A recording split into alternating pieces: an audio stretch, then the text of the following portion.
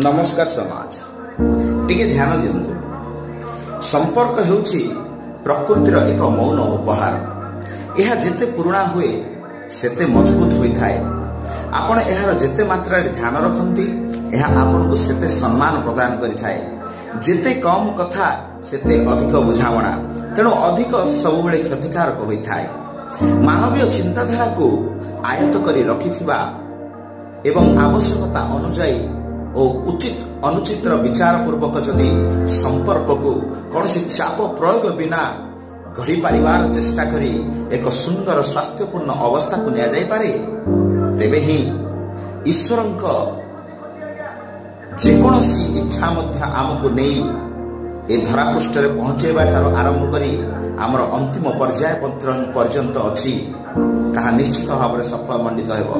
याको बुझंतु एवं आगको बढ़ंतु।